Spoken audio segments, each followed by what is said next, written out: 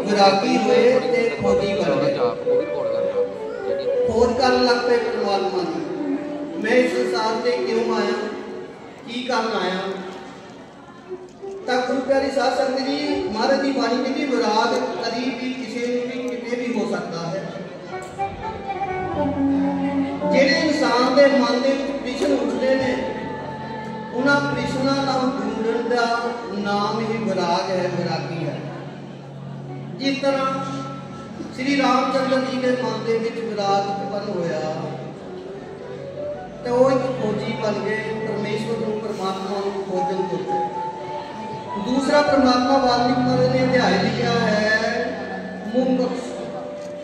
मुमुक्ष का मतलब है मन के विच मुक्ति प्राप्त करने की इच्छा पैदा होनी।